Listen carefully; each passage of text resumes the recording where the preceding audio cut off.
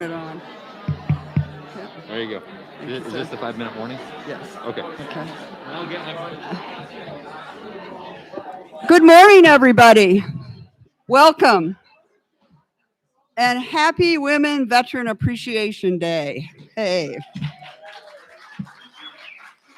So this is our 5-minute warning. We'd like to, if you get seated, if any of you feel uncomfortable that you're too close, we have lots of seating in the gallery and around the registration area, as well as in the Hall of Honor. So please feel free. None of us will be offended if you decide you don't want to sit with us. I would ask you if you would please turn off your cell phones, make sure they're turned off. And we'll be getting started very shortly. Again, thank you so much for joining us today and helping us celebrate this special day that's just for us. Thank you.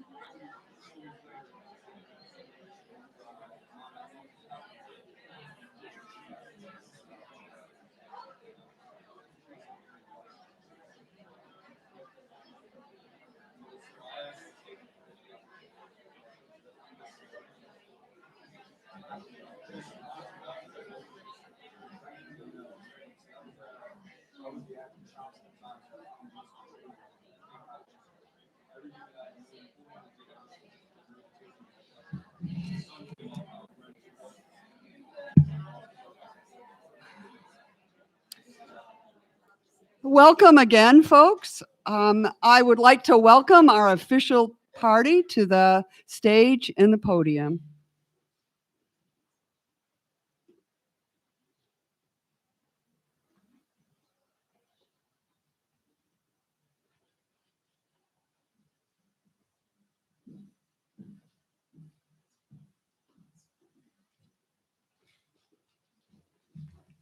I can't see you. It's very dark back there. That's suspect. Y'all have to behave in the back there, all right? That sounded like somebody I know and love. Welcome, everyone, both here physically and virtual, to the Military Women's Memorial this morning. Thank you so very much for joining us today to honor America's servicewomen, past and present. And thank you, OptumServe, for joining us as our corporate partner in making this event possible. Let me also thank the Surgeon General of the Army, Lieutenant General Scott Dingell and Mrs. Dingell, for joining us today to celebrate America's servicewomen. I am retired Army Chief Warrant Officer 5, Phyllis Wilson, and I am enormously proud to be the president of the Military Women's Memorial, the very place where America says thanks to the military women. Words can never express the gratitude I feel every day to lead the Military Women's Memorial, the nation's only major memorial that honors the 3 million women that have defended this nation. And I am humbled to count myself among these legions of women and embrace the words of Marine Corps Lance Corporal Janice Hodge, who said, "I'm not a hero or anything of great interest, but the years that I served helped to protect our country and preserve peace." I am very proud to have served. Now this next one, I'm getting a little older. So I also embrace the words of World War II Women's Army Corps Corporal Nancy Hinchcliffe, who said, "If somebody came to me today and said they're taking old women, I'd go with them today."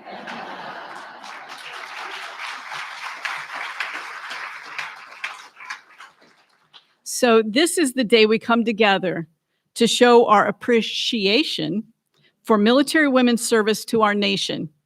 From the very earliest days as we fought to gain our nation's independence to the national security challenges we face today, women have served. Their individual and collective contributions have been and are critical to our national defense.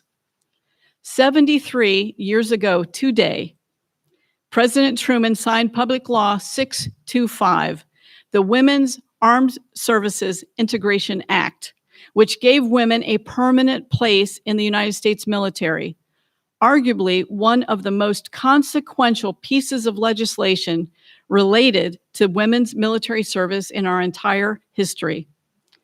While a major breakthrough for military women, its provisions would also have a major impact on the way women would serve until 2016, nearly 70 years later, and the impacts were not always positive. For example, women could only be 2% of the military force. Yeah. The highest grade a woman could achieve was 05, lieutenant colonel or commander.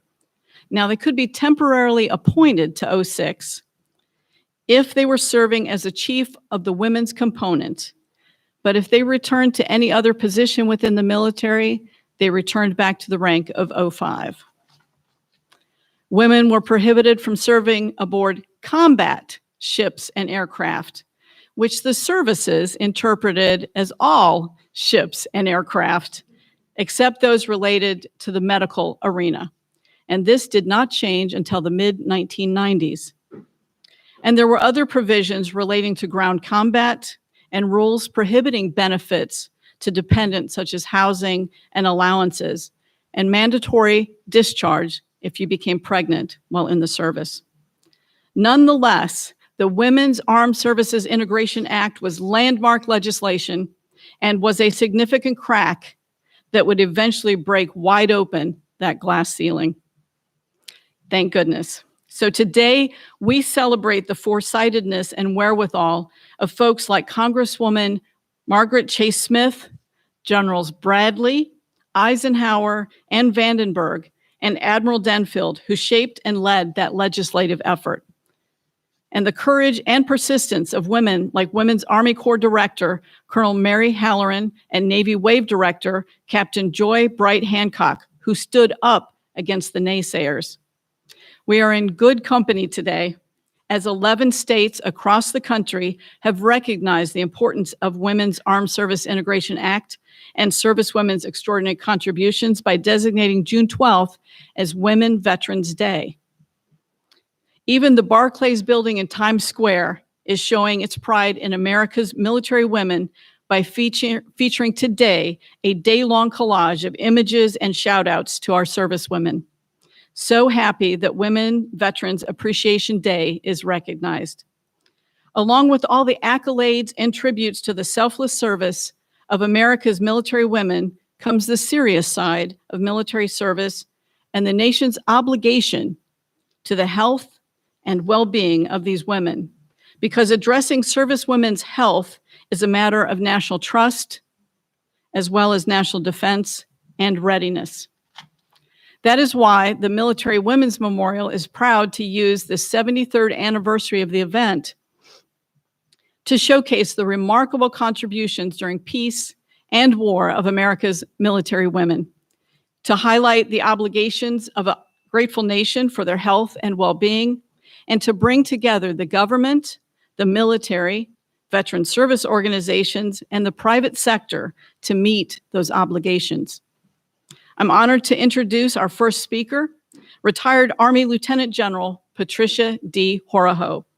General Horoho, oh, wait, I can't just do that. You got to wait 2 pages for her. So sorry.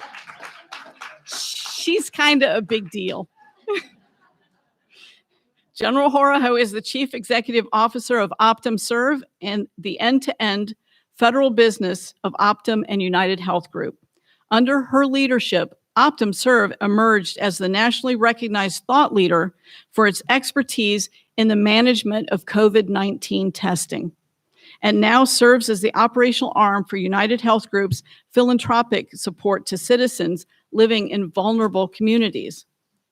The General's distinguished professional career includes 33 years of military service, culminating as the 43rd Surgeon General of the Army, and at the same time, because that wasn't enough, she was the commanding general of the United States Army Medical Command. And she's an expert in healthcare transformation, probably transportation too, it's logistics, right? For all the logisticians in the house, transportation. She does. She moved the entire, She moved the entire Army medicine organization from a disease model of care to a system for health, implementing groundbreaking and long-lasting initiatives. She has served and led during pivotal moments in Army medicine and in defense of the nation. She's a combat veteran, a distinguished professor at the Uniformed Services University of Health Sciences Graduate School of Nursing, the recipient of many, many, many honors from both the private and public sector. I won't read them because we'd be here till tomorrow, as well as many military awards and decorations. I've had the distinct pleasure of knowing General Horoho as a military colleague and friend for several years. And for nearly as many years, we've been talking about a distinctive item that distinguishes those women who've worn the uniform of our nation. We'll learn a little bit more about that later. So without further delay, I'm honored to invite to the podium, representing the private sector arm of Women's Health, the CEO of OptumServe, retired General, Army Lieutenant General Patty Horoho, who is also a member of the Military Women's Memorial. You could have just said.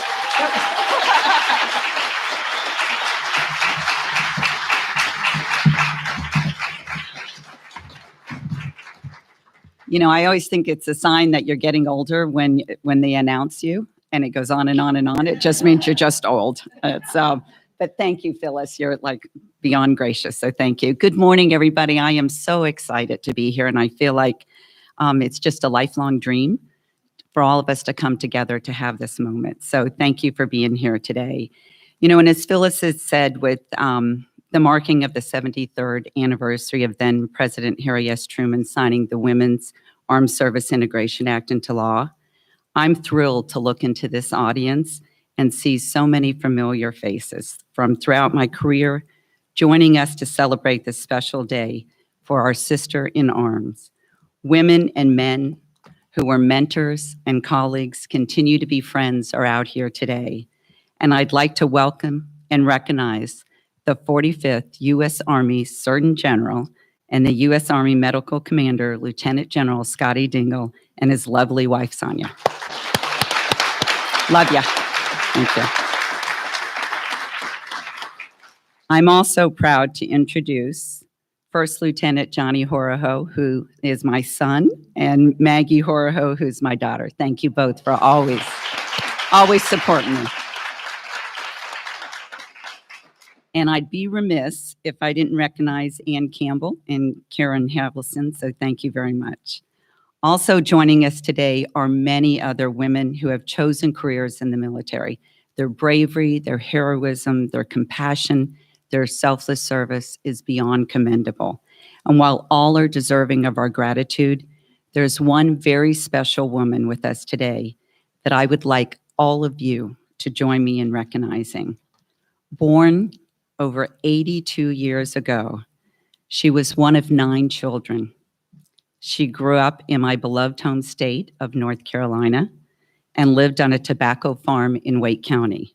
She was the first woman to receive her master's degree in military arts and sciences from the United States Army Command and General Staff College.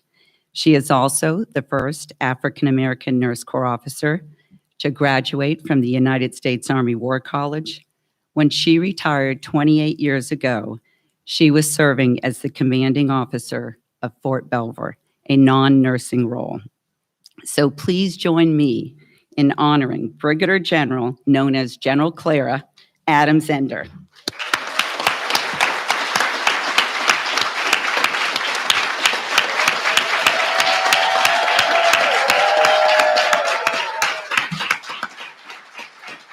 Love ya.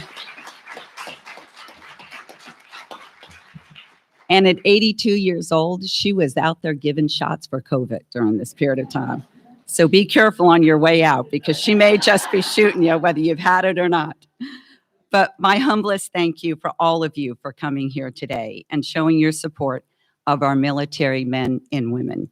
Because of this law, I can proudly say that I'm a veteran.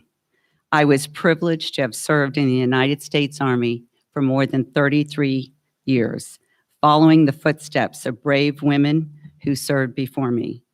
During my career, I had the honor to serve as the 43rd U.S. Army Surgeon General and the commander of the Medical Command.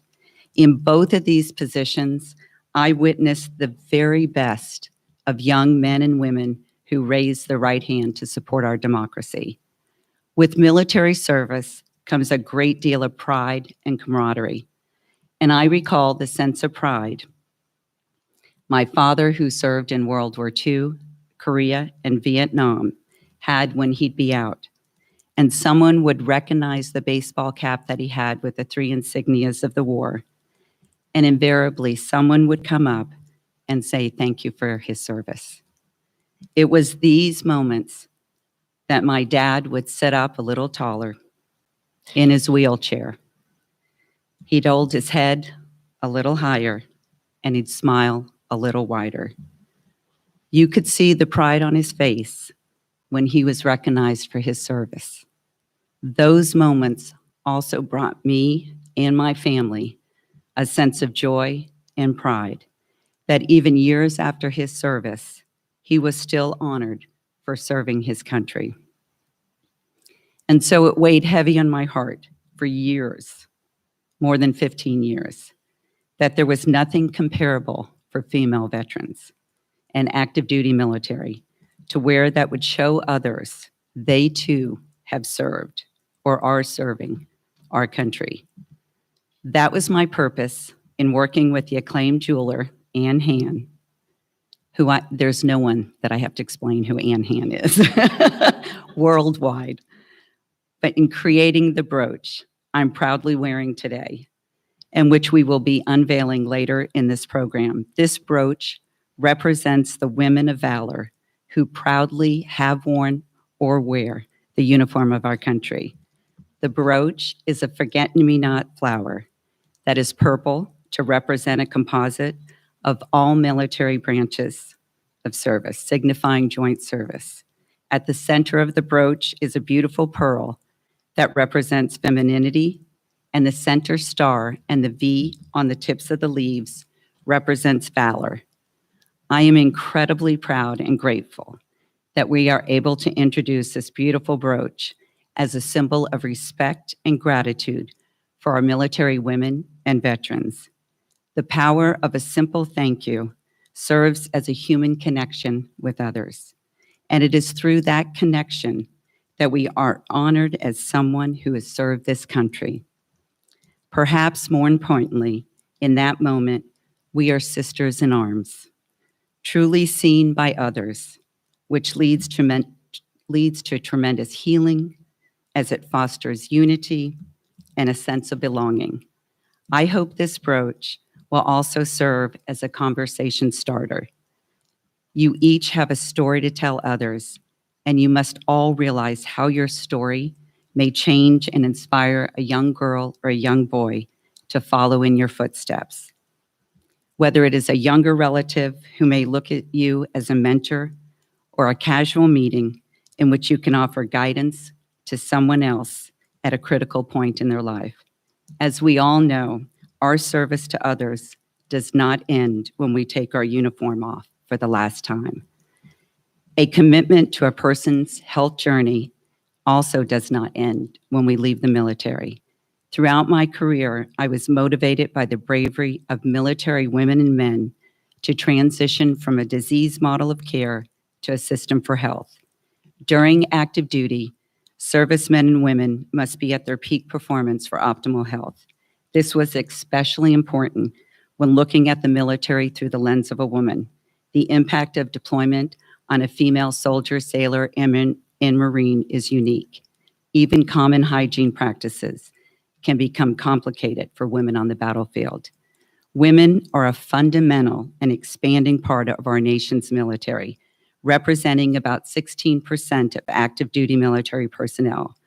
We must grow our understanding of the challenges and the opportunities facing servicemen in an effort to better support them. This commitment to improve the health of our veterans and active duty military remains a paramount concern as the CEO of OptumServe. I recognize that we have the unique privilege and immense privilege of being part of this health journey. We're committed to continuing helping women and men lead healthy lives after they transition back to civilian life. As more women choose to serve this country, it becomes imperative that we support women's health with whole person model of care, which means mentally, physically, spiritually, emotionally, financially, and vocationally. A great nation such as ours needs to recognize the sacrifices of those who defend our freedoms each and every day. Please also remember to honor and recognize your fellow veterans. All of us share a common bond that is unique and very special. You may never know the profound difference you make in another's life at the moment when it's needed most. An expression of gratitude can and will mean a great deal to those who are recognized. That is why today, on this very special Women's Veterans Day, I want to thank all of you who have bravely served our country or are serving, and to your families who have served through their sacrifice and unwavering support. May God bless you. May God bless the United States of America. Serving together, honor to serve. Thank you.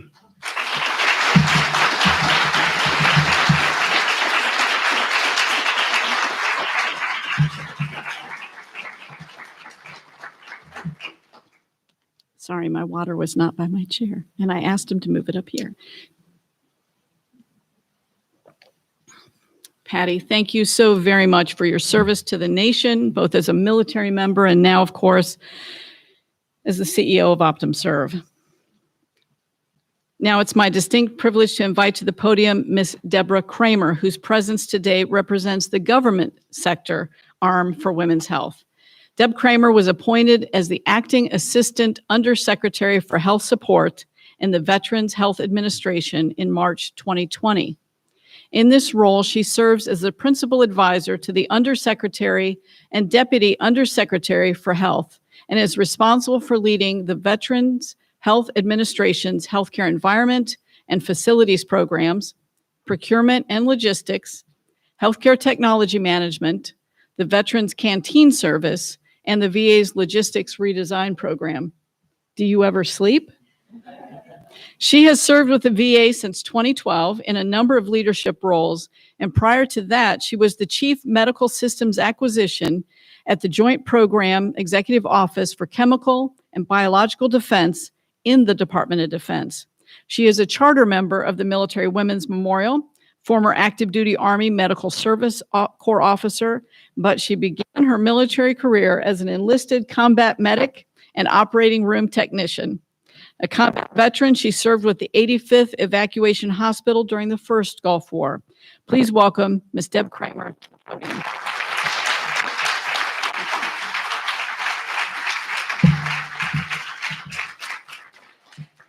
Phyllis, Lieutenant General Horoho, Representative Brownlee, I know you're distinguished guests, veterans, family, friends, and on behalf of Secretary McDonough, I'm honored to present affairs back to the Secretary, Ms. Wilson, and to the Military Women's Memorial for inviting us to participate in today's celebration. Lieutenant General Horoho, hooah! Well, I was not on active duty when it became the 43rd Army. So please know I was cheering. I left active duty in 1996, and I remember very well hearing in conversations with my fellow officers that a woman would never be the Surgeon General of the Army in our lifetimes. And so timely away. Representative Brownlee, as women veterans at the forefront, we look forward to you to continue to advance our expansion of gender-specific healthcare services and programs. Switch out the mic. We might want to switch out the mic. Wherever it is. Your words were so powerful, you blew them up.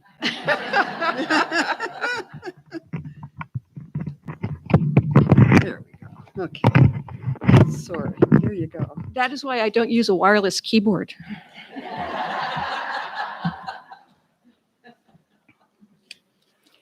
So let me start again with Representative Brownlee. Thank you for your tireless work in keeping the needs of women veterans at the forefront. We look forward to working with you to continue to advance our expansion of gender-specific healthcare services and programs.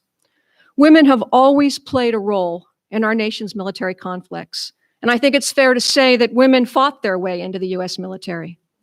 I can think of no better example to offer than Harriet Tubman. Known more for her service with the Underground Railroad, during the Civil War, Harriet Tubman served with the Union Army as a spy and a scout, often behind enemy lines. In June of 1863, she became the first woman to lead U.S. military troops into battle, traveling up South Carolina's Combahee River to destroy bridges, raid Confederate outposts, and cut the Confederate supply lines. Today, thanks to the 1948 Women's Armed Service Integration Act and the 3 million women who served in every conflict since the Revolutionary War, the opportunities available to the 220,000 military women guarding our freedom today is broader. The number of women veterans using VA healthcare services has tripled since 2001, up to over 550,000 today, and that number is increasing. In the past 5 years, we women veterans accounted for over 30% of the increase in new veteran enrollment, and we are the fastest growing veteran demographic. Now, to talk about healthcare, how we take care of you after you've served, I'd like to highlight a few of the healthcare services that VA offers to women. If you're not enrolled and you just need to get started, consider enrolling in our Women's Health Transition Training. The training teaches women veterans and those still serving about healthcare services eligibility requirements. And it teaches you how to connect with other women veterans across a host of women-specific networks and programs. We've enhanced the quality of care for women veterans. Today, every VA medical center has at least 2 designated women's health primary care providers. 90% of our community-based outpatient clinics have at least one. And we're hiring more primary care women's health providers over the next 2 years. VA provides gynecologic services, and we provide maternity services through Care in the Community. Our maternity care coordinators help pregnant veterans navigate maternity-related healthcare services inside and outside VA. If infertility is a challenge, we offer infertility services to all veterans enrolled in VA healthcare. In vitro fertilization is now available to certain service-connected veterans and their legal spouses. We've helped over 850 couples with IVF treatment so far. Expansion infertility care, including assisted reproductive technology, is part of the recent initiative by Representative Brownlee to expand service eligibility to any veteran and/or partner who needs infertility care to achieve a pregnancy. So thank you, Representative Brownlee. Access to mental health care is critically important. Over the past decade, the number of women veterans taking advantage of VA mental health care has doubled to nearly 230,000. Women veterans are tapping into our full continuum of mental health services. This includes general and specialty outpatient care, residential treatment, and inpatient treatment. And you should know that half of our mental health providers are women. If a women veteran doesn't like mixed gender or group therapy settings, we have alternatives, including individual therapy and telemental health. And we can also refer you to one of our 300 vet centers, an absolutely incredibly convenient therapy option for veterans, active duty service members, including Guard and Reserve, and their families. I do need to talk on military sexual trauma. About 1 in 3 women report experiencing MST when a VA healthcare provider screens them. We are committed to ensuring women and men veterans who experienced MST have the services they need in recovery.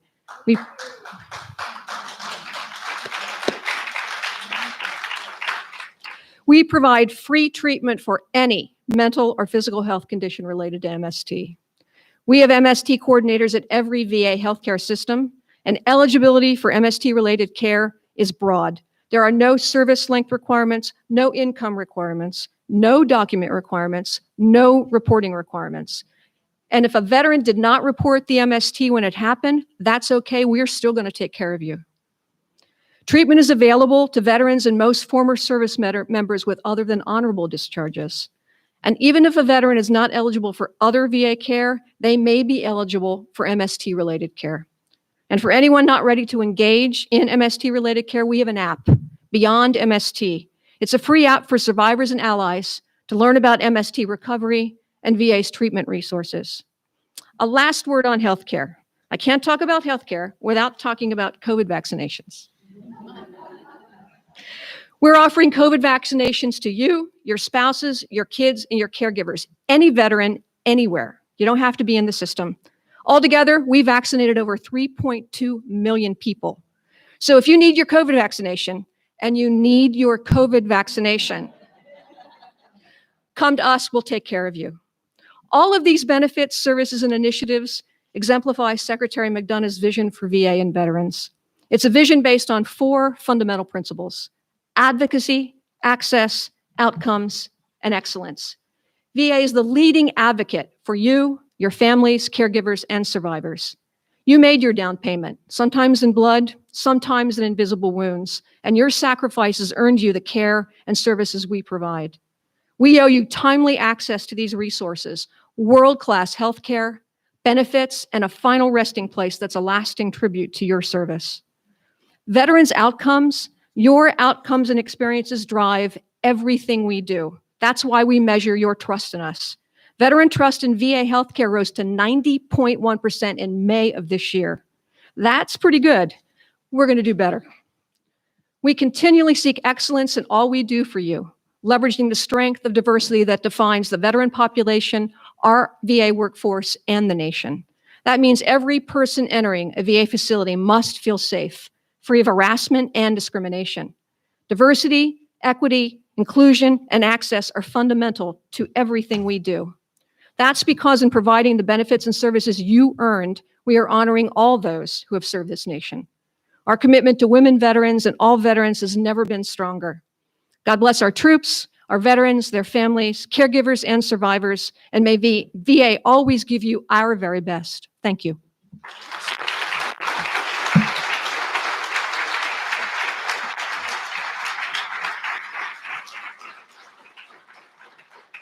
I just have to say, Ms. Cramer, you told me earlier that you were voluntold to do this today, and we've all been voluntold, but the passion in that voice and in that speech was definitely not a voluntold. So thank you so much for being here. I learned a few things about the VA, and they are my primary provider of medical care now, and I did not know some of what you have just shared, so thank you for that. The Honorable Julia Brownlee was first elected to Congress in 2012 to serve as the representative for California's 26th district. She serves on the House Committee on Veterans Affairs, where she strives to ensure the nation provides the services and veterans.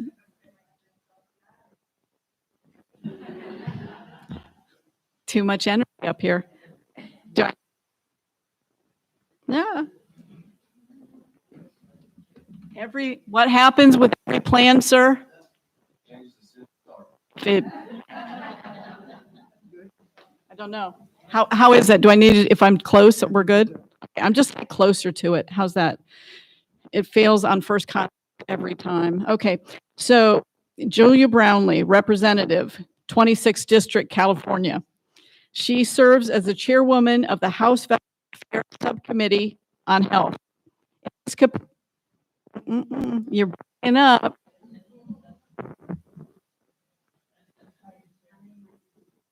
A new one? Sorry, guys. Okay, we're going to keep going. In this capacity, Representative Brownlee focuses on improving veterans' access to mental and physical health, improving services for female veterans, and helping service members transition from the military to the VA healthcare system. One of her signature achievements was passing her Female Veteran Suicide Prevention Act in 2016, requiring the VA to collect data on women veterans in order to identify best practices, programs, and services to ideally end female veteran suicide. She also secured passage of the Deborah Sampson Act, the most comprehensive legislation for women veterans in a decade. The bill, which was signed into law in January 2021, helps address the inequities and barriers that women veterans face when accessing VA care and benefits. She is the co-chair of the Reinvesting in Our Returning Heroes Task Force and is the founder and chairwoman of the committee's Women Veterans Task Force. She was named Hillvet's Legislator of the Year in 2018, as well as the IT Now Pioneer Award for her work expanding telemedicine at the VA.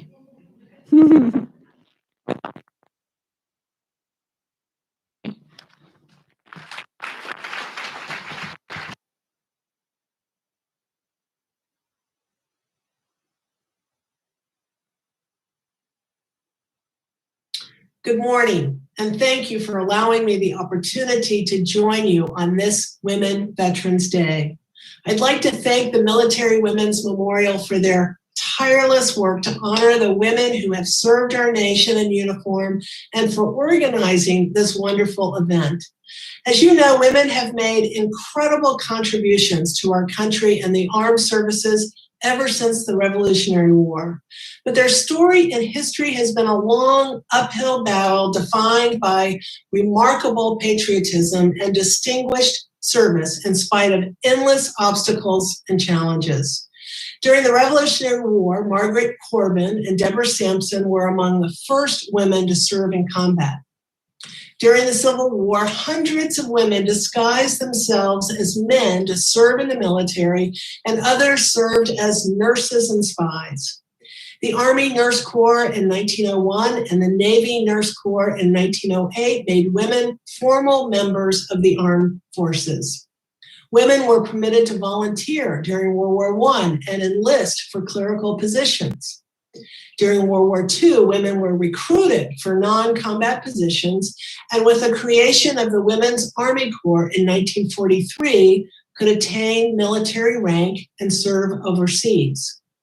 But when women returned back to civilian life, they were not recognized as veterans or given the benefits they earned, though they had served in critical roles during the wars. During the Vietnam War, 265,000 American women bravely served, 11,000 of them overseas. Tens of thousands of women served in the Persian Gulf during Operation Desert Shield and Desert Storm. Today, women make up almost 15% of the active duty military, as well as 20% of the Reserve and National Guard, and continue to serve bravely in Iraq and around the world. But despite their unwavering patriotism, steadfast commitment, and selfless sacrifice in defending our nation, women have faced a long history of structural inequality, both in the military and at VA. As the chairwoman of the Women's Veterans Task Force, I have traveled the country meeting with our women service members and women veterans and listening to their stories. I've been troubled by the gut-wrenching yet all too common stories of assault, harassment, and mistreatment that women in the military face. But I've been touched and encouraged by the strength of the women I have met and by the courage and resilience they have embodied to serve our country despite these obstacles. My goal on the task force has been to identify disparities in access to care and benefits for women veterans, and where necessary, introduce and pass legislation to correct them. I believe our work in Congress has to be threefold. We must recognize our women service members and veterans for their incredible service. We must uncover the inequities they have and continue to face. And we must boldly act to set things right for the women currently serving our country and for those we hope will serve in the future. It is important to draw attention to our women veterans so that the country can understand the historical context of their contributions and the need for change. I was proud that my bill, the Deborah Sampson Act, became law in January. This bill was the most comprehensive piece of legislation aimed at addressing the inequities and barriers that women veterans face when accessing VA care and benefits in more than a decade. By passing this historic legislation, we acted on our commitment to ensure that our nation's 2 million women veterans receive the benefits they have earned and deserve. In this Congress, I have also introduced bills to study and correct the disparity in the cost of women's uniforms and the disgraceful discharging of pregnant service members over a more than 25-year period. It is also important to address the pervasive sexual harassment and assault that has been allowed to fester in our military for far too long, and that has bled over into VA facilities. I'm proud to support my colleague, Congresswoman Jackie Spears' bill, the I Am Vanessa Guillen Act, which will finally take the decision of whether to prosecute sex-related crimes out of the hands of DOD's chain of command and place those decisions with a special prosecutor's office. The bill will also mandate other changes to ensure that sexual assault and harassment are taken much more seriously. I have been glad to see these efforts gain momentum in the past few months. It's far past time that we take bold action to address this scourge on our military. Our nation has made a solemn promise that just as the military pledges to leave no soldier behind on the battlefield, we must leave no veteran behind when they return home. That includes the many women who have served our nation in uniform. This is a promise that we all have a moral responsibility to uphold.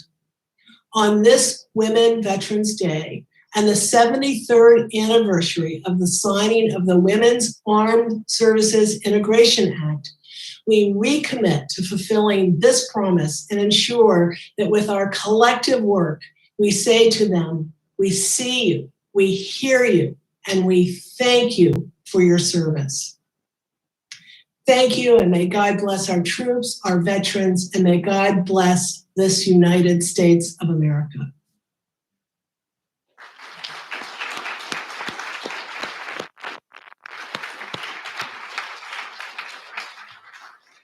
We are immensely grateful to Congresswoman Brownlee for taking the time to record that, and we look forward to welcoming her back here again soon. She was here just last month for a Congressional Women's Caucus wreath laying out front of the memorial.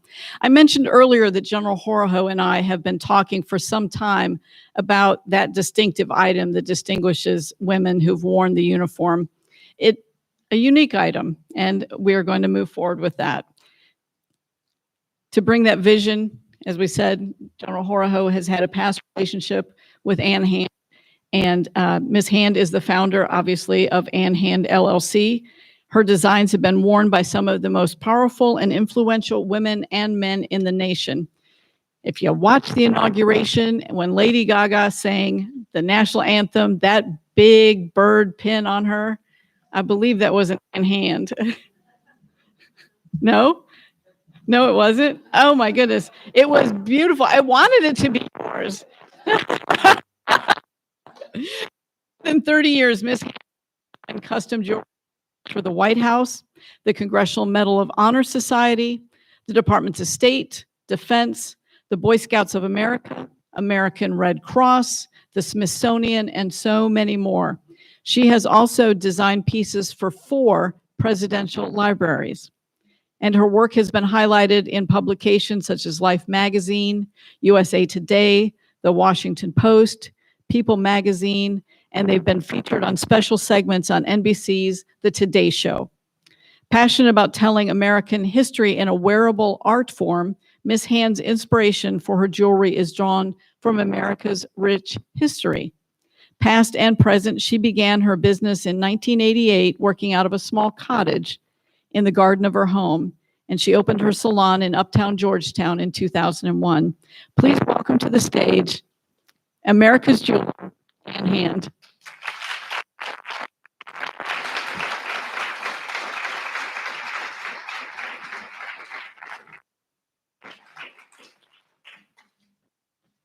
Today, we are especially pleased to reveal for the first time that very special item designed specifically for the some 3 million women who've proudly worn the uniform of our great nation. Ladies and gentlemen, we bring to you the Woman of Valor brooch.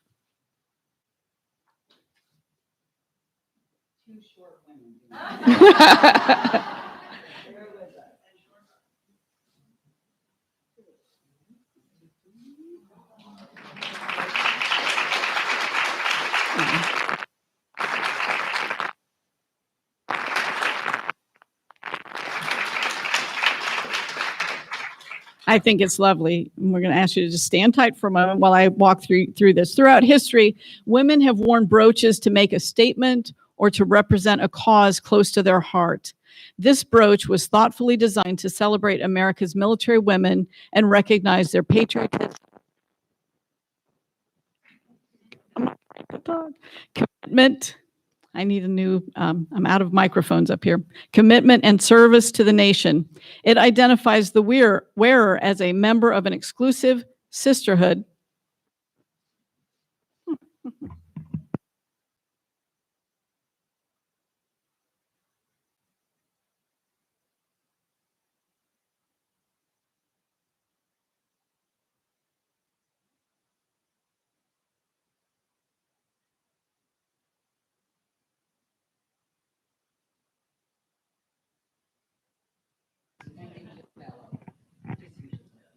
Just be loud. Use that NCO voice that I once had.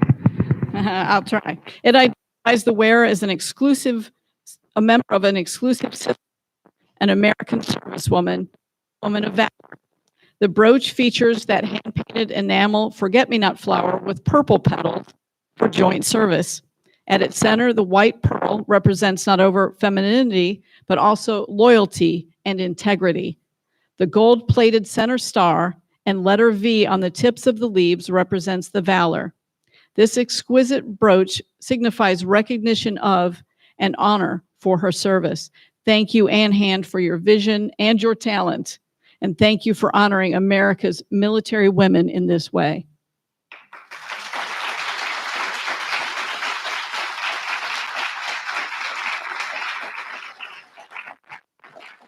It is now my distinct honor and privilege to invite Ms. Hand and General Horaho to present the Woman of Valor brooch to 10 stellar officer and enlisted representatives of each service.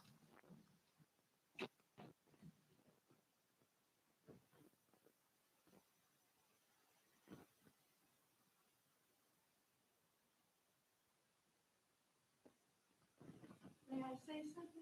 Of course.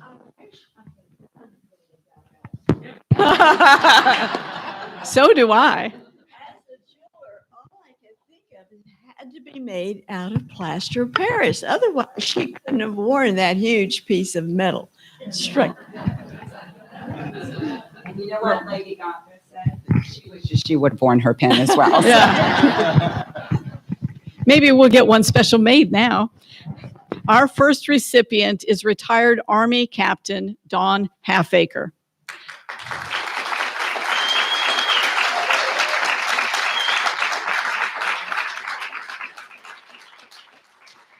Captain Halfacre is a U.S. Military Academy graduate and a former military police officer serving in the United States Army from June 2001 to July 2005. A wounded warrior, she is a combat veteran from the war in Iraq.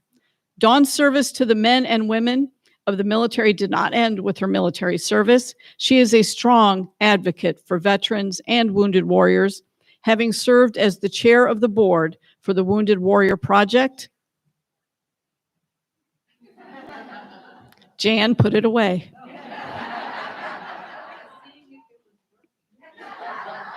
This is our board chair. This is my board chair. Major General retired Jan Edmonds. Thank you, ma'am. You get a shout out for that. Captain Halfacre is a member of the USO Board of Governors, the Reserve Forces Policy Board, and the Board for Thanks USA, among other boards and organizations. She is the recipient of numerous awards and decorations. Captain Halfacre, we are honored to have you be among the first servicewomen to receive the Woman brooch. Thank you.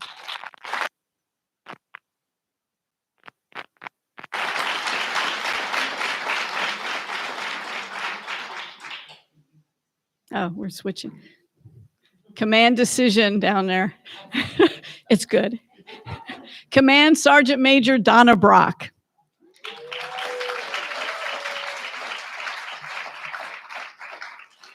Sergeant Major Brock retired from the United States Army in 2015 after 36 years of service. A combat medic and combat veteran of the war in Iraq, she has served in a variety of medical settings from clinic to combat support hospital and major medical facilities, and in leadership positions from squad to major command culminating as the Command Sergeant Major of the United States Army Medical Command and also as a senior enlisted advisor to the Army Surgeon General.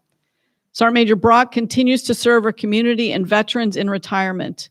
Among other things, she is a community coach for Together with Veterans, working with rural communities across America to assist in setting up grassroots programs for veteran suicide prevention and education. Thank you, Sergeant Major Brock, for your service.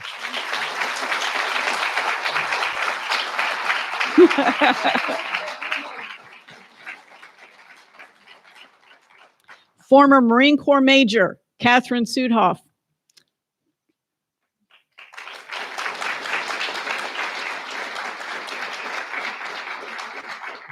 Catherine served in the Marine Corps from 2009 to 2020, a Naval Academy graduate. She was a communications officer and led Marines in an array of jobs and units. She was one of the first women assigned to the 2nd Assault Amphibian Battalion, 2nd Marine Division, and the first woman to have company command in that battalion. A combat veteran of the war in Afghanistan, she was also a Department of Defense Congressional Fellow and is a Harvard Graduate School alumnus. She's the member, that was oohs and ahs. Not about being a Marine, ooh-rah, no, Harvard. She's a member of the Truman National Security Project's Defense Council, and Kate currently serves as Defense Policy Advisor for a member of the U.S. Senate. Thank you, Kate, for your continued service.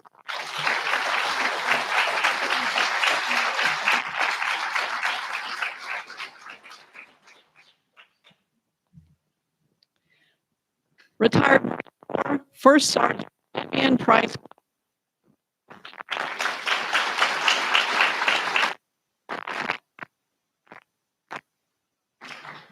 Vivian served in the Marine Corps and Marine Corps Reserve from 1979 to 2004.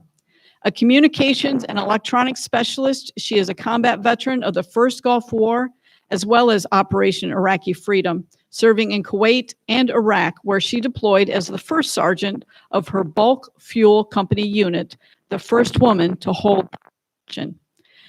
Today, she is the commanding officer of the Young Marines of Central Maryland at Kennedy Krieger High School in Baltimore, a junior ROTC program structured youth for children with special needs. It is the only unit of its kind in the country.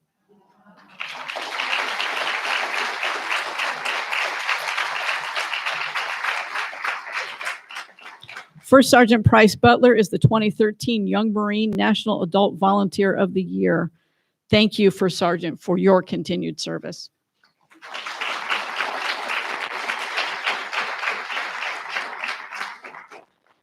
Retired Navy Nurse Corps Captain Christine Bolts.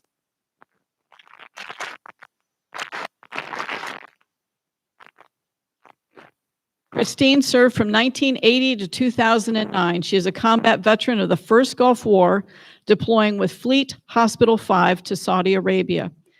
She is also a veteran of Operation Support and Uphold Democracy in Haiti and other contingency operations. Her exemplary service took her from clinical nurse to senior staff executive.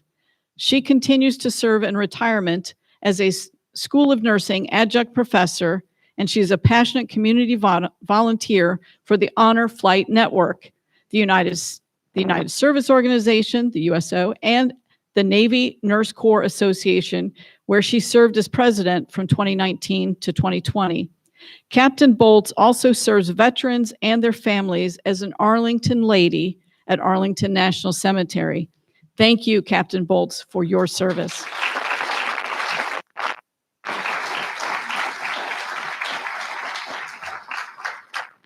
Retired Navy Command Master Chief Susan Fritz.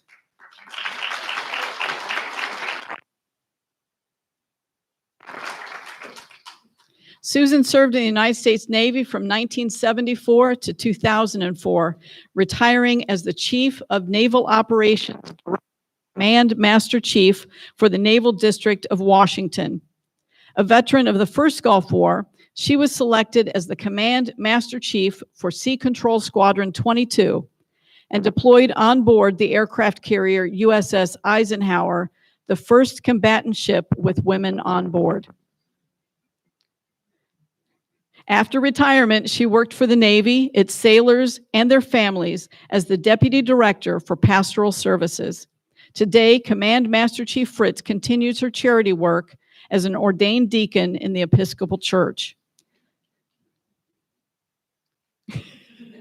She is the former chairman of the board for Our Place Waldorf, the local soup kitchen, and treasurer and chaplain for Warfighter Advance.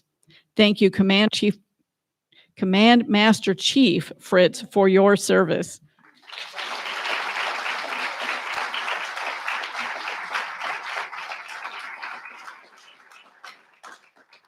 Retired Air Force Brigadier General Wilma Vaught.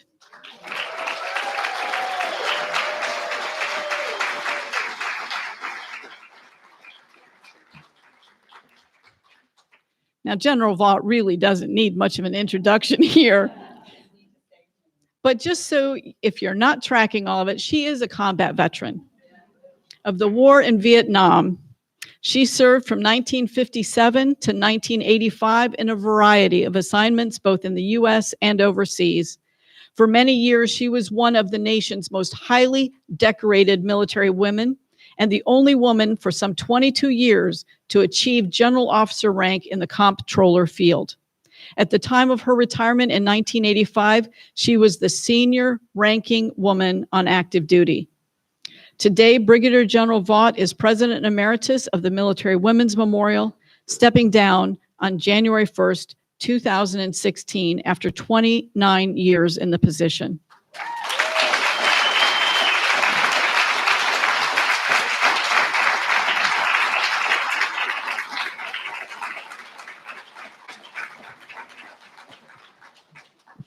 Under her leadership, the nonprofit foundation built and operates this extraordinary women's memorial we're in today, and we call it the house that Wilma built.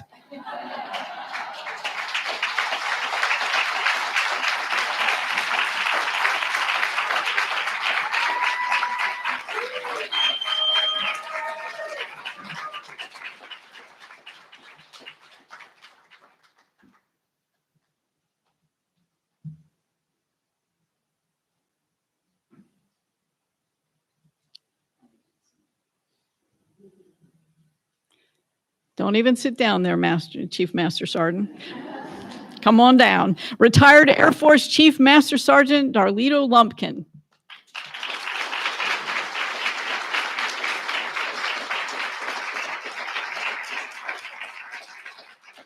Chief Master Sergeant Lumpkin served from 1966 to 1993.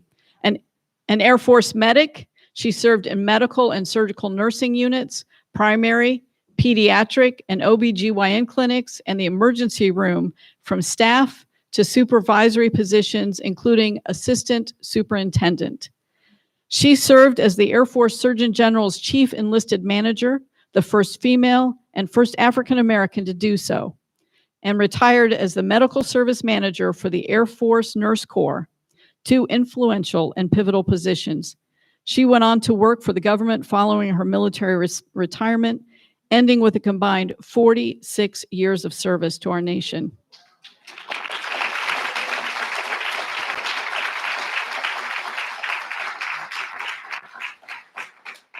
Today, Chief Lumpkin volunteers with her church, arranging transportation for residents at local nursing and rehab centers, and she volunteered at a local soup kitchen until that location was closed due to lack of funding.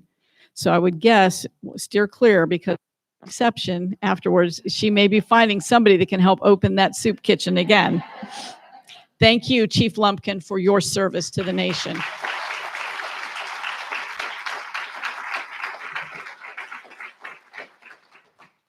Retired United States Coast Guard Captain Beverly Kelly.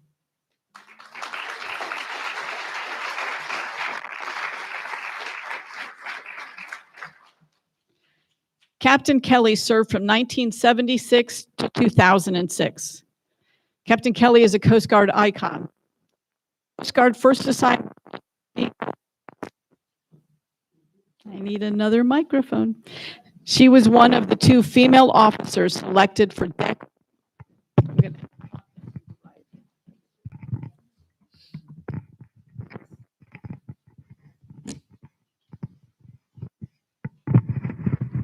For all of you in the military, you know how you do the after action reviews? What do you think's going to be top on the list? Okay. Captain Kelly is a Coast Guard icon. The Coast Guard first assigned women to sea. She was one of 2 female officers.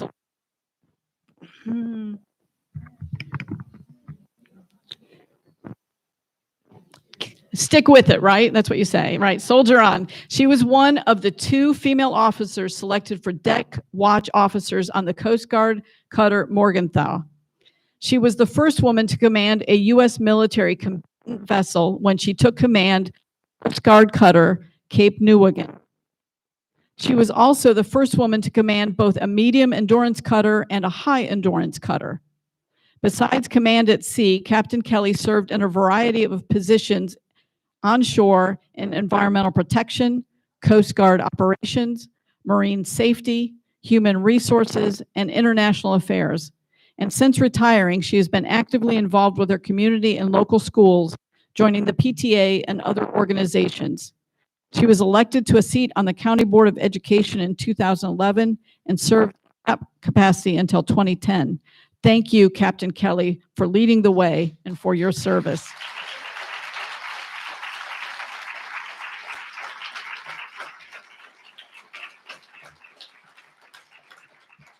And last, but certainly not least, is retired United States Coast Guard Port Security Chief Petty Officer, Sandra Mitten.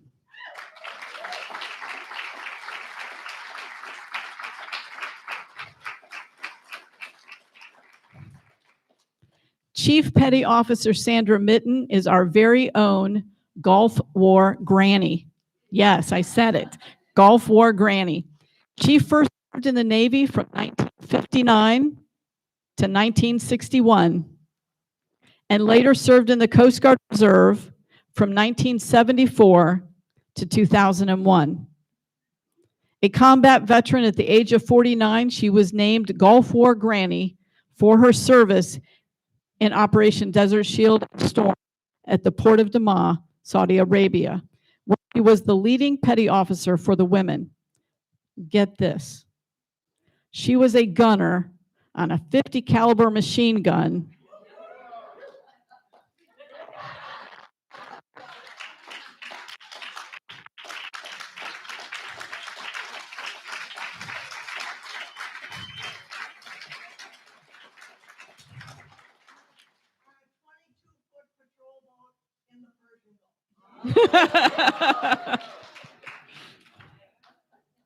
This was the first Coast Guard Reserve unit ever to be activated, and they definitely saw some service.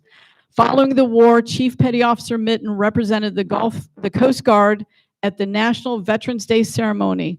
She also has a statue in her image titled Grandma Gunner at the Veterans Museum in Madison, Wisconsin. Chief Mitten remains active in her community and with veterans. Thank you so much, Chief Petty Officer Mitten, for your service.